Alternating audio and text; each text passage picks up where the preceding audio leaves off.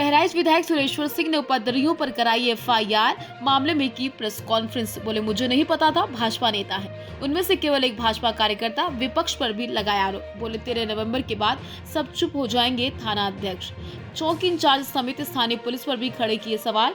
मैंने कभी नहीं कहा भाजपा नेताओं ने दंगे कराए, दंगे का स्थान अलग। मुझ पर और मेरे बेटे पर हुआ था हमला। उपद्रवियों में ज्यादातर लोग नशे में थे। अखिलेश यादव ने दिया ट्विटर पर जवाब। बोले, इसी बात को लेकर उपचुनाव में जमानत बचाना चाहते हैं अखिलेश। बुलडोजर की कार्रवाई पर भी बोले विधायक। बहराइच से दैनिक भास्कर के लिए कुतुब अंसारी की रिपोर्ट। पहली बात तो हमने स्पष्ट रूप से लिखा है, मुकदमा लिखा देने से न कोई मुलजिम होता है और न कोई दोषी होता है। हमने स्पष्ट रूप से लिखा है कि सीसीटीवी कैमरे वहाँ पे लगे हुए हैं।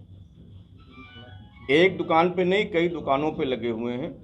उनको विवेचक देखेगा और जो भी बलवा करने में होंगे, जिसने भी फायर किया होगा, जिसने ईंट पत्थर चलाई होगी, उसके विरुद्ध वो कार्रवाई करेगी।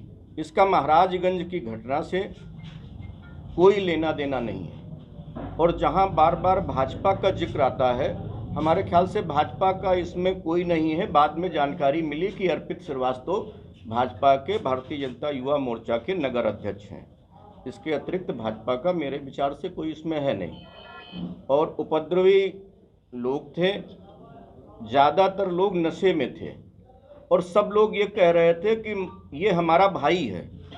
जब हमने परिवार के लोगों से पूछा कि ये आपके भाई हैं, और जो लोग कह रहे थे कि हम इनके भाई हैं, वो 100 के मुंह पर बैठे जा रहे थे। उनको ढकेल करके हमने पीछे किया और मैं, दिवाकर पांडे जी, अखंड प्रताप सिंह और उनका भतीजा किशन, 4 लोगों ने उस 100 को कंधे पर लेकर के उठा करके हम लोगों ने उसको मर्चरी तक पहुंचाने का काम किया।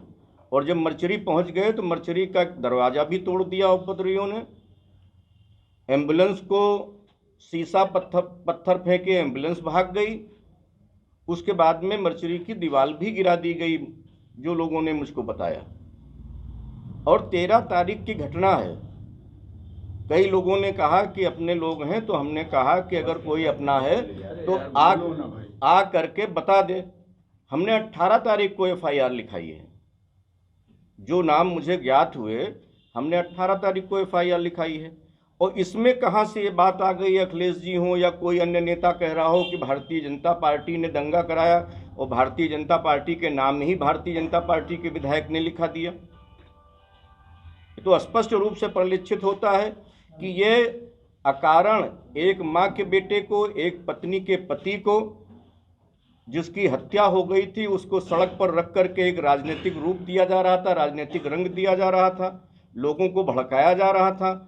और उस भड़काने को रोकने के लिए और उसको सुरक्षित उठा करके हमने, और जिलाधिकारी और सिटी मजिस्ट्रेट, डीआईजी, कमिश्नर, सारे लोग मौजूद थे। उन लोगों के साथ में जा करके अगर हमने मर्चरी में रखाने का काम किया है, अगर इसको दंगा कहते हैं अखिलेश यादव जी, तो इसका कोई जवाब नहीं है।